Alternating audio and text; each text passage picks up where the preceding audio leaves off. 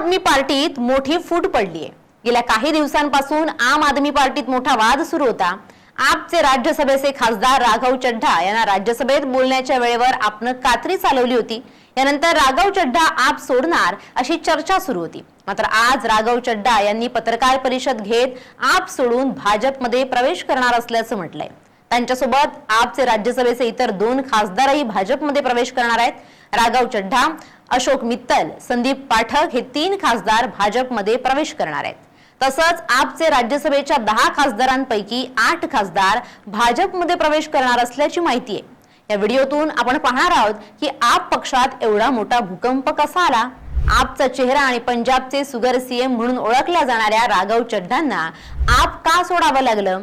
अरविंद केजरीवाल आणि राघव यांच्यात असं काय बिनसलं की दोघांमध्ये वाद टोकाला जाऊन आज राघव चड्ढा यांनी आज पक्ष सोडून भाजपमध्ये प्रवेश करण्याचा निर्णय घेतला। राघव चड्ढा, अशोक मित्तल, संदीप पाठक या 3 खासदारांनी आज पत्रकार परिषद घेतली। यावेळी पहिल्यांदा राघव चड्ढा बोलताना आप पक्ष सोडणार असल्याचं जाहीर केलं। त्यांनी पीएम नरेंद्र मोदी आणि गृहमंत्री अमित शहा यांचं तोंड भरून कौतुक केलंय। भारतीय जनता पार्टी तिसऱ्यांदा सत्तेत आहे। त्यांनी अनेक चांगली कामं केली आहेत।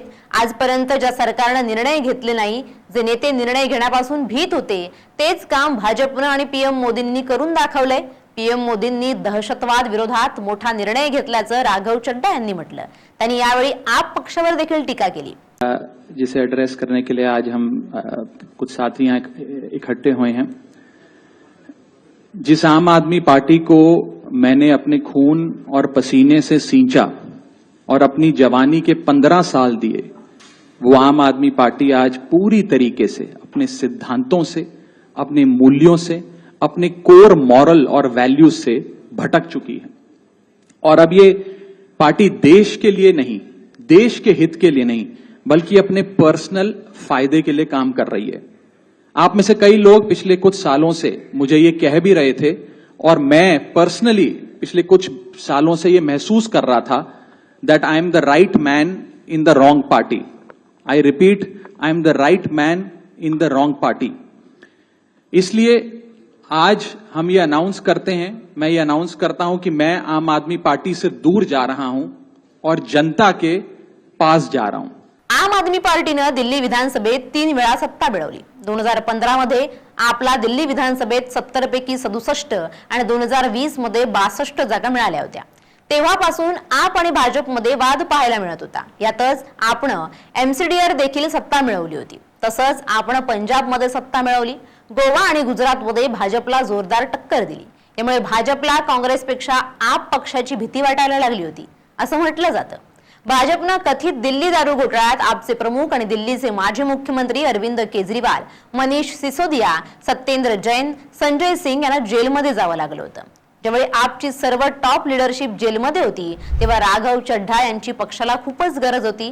तेच एकमेव आपचे टॉप लीडर जेल बाहेर राहिले होते। मात्र यावेळी राघव हे पत्नी परिणिती सोबत लंडनमध्ये डोळ्याच्या उपचारासाठी गेले।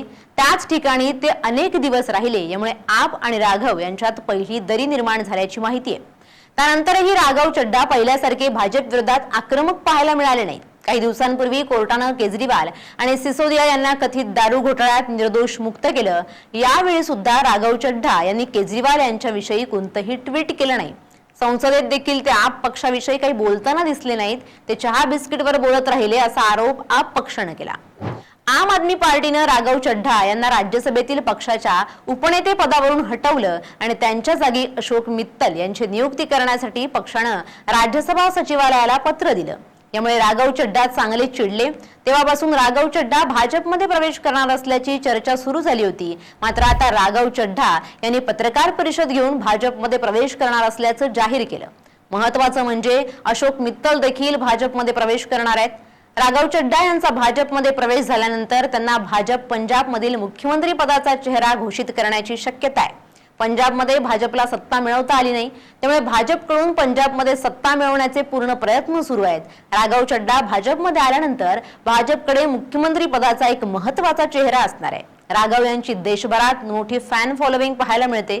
ते पंजाबी कुटुंबातील असल्यामुळे त्यांना पंजाबमध्ये मानणारा मोठा वर्ग आहे। राघव चड्ढा आणि इतर आपमधून भाजपमध्ये आलेल्या नेत्यांमुळे भाजपचं पंजाबमध्ये सत्ता येण्याची शक्यता आहे. मात्र राघव चड्ढा आणि आप यांच्यात सुरू असलेल्या वादावर आपचे राज्यसभेचे खासदार संजय सिंग यांनी पत्रकार परिषद घेऊन माहिती दिली आहे. आपने राघव चड्ढा यांना खासदार केलं आणि राघव चड्ढा भाजपच्या मांडीवर जाऊन बसलेत. चड्ढांसह 7 खासदारांनी जनतेसोबत गद्दारी केली. पंजाबची जनता या लोकांना कधीच माफ करणार नाही. देशभरात भाजपचं ऑपरेशन लोटस सुरू आहे. आपच्या खासदारांना फोडलं जात आहे.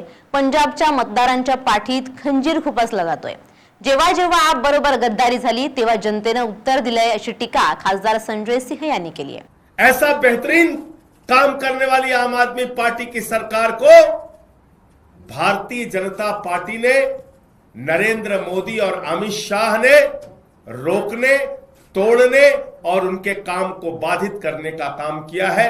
पंजाब की जनता के साथ धोखा देने का काम किया है. और आज आम आदमी पार्टी के राज्यसभा के 7 सांसद तोड़कर भारतीय जनता पार्टी में शामिल किया. ये 7 नाम पंजाब की जनता को याद रखना चाहिए. ये 7 नाम पंजाब के साथ गद्दारी करने वाले जो ये लोग हैं, पंजाब के लोग इनको कभी माफ नहीं करेंगे. पंजाब की जनता इनको कभी माफ नहीं करेगी. आप बताइए, राघव चड्ढा को पार्टी ने विधायक बनाया, सांसद बनाया,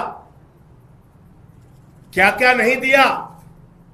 पंजाब के लोगों ने, पंजाब की जनता ने कितना प्यार दिया, राज्यसभा में पहुंचाया. आप भारतीय जनता पार्टी की गोदी में पहुंच गए. संदीप पाठक को पंजाब की जनता के प्यार और आशीर्वाद से राज्यसभा में पहुंचने का मौका मिला. पार्टी ने बड़ी बड़ी जिम्मेदारियां दी. हमारे राजेंद्र गुप्ता जी, उनका इतिहास उठाकर देखिए, कहां से कहां तक पार्टी ने पहुंचाया, राज्यसभा में पहुंचाया. साहनी जी, विक्रमजीत साहनी, अशोक मित्तल एलपी यूनिवर्सिटी चलाते हैं. इन सबको, स्वाति मालीवाल, इन सबको आम आदमी पार्टी और पंजाब की जनता ने जमीन से उठाकर देश की संसद में पहुंचाने का काम किया. लेकिन इन 7 लोगों ने हरभजन सिंह को पंजाब के लोगों ने प्यार दिया, आशीर्वाद दिया, संसद के अंदर पहुंचाने का काम किया. लेकिन इन 7 लोगों ने पंजाब की जनता के पीठ में छुरा मारने का काम किया है. पंजाब के साथ गद्दारी करने का काम किया है. पंजाब के लोगों को धोखा देने का काम किया है. और पंजाब की एक अच्छी सरकार, भगवंत मान की सरकार, जो जनता के लिए काम कर रही थी, उस काम को रोकने का, उसको बाधित करने का काम किया है.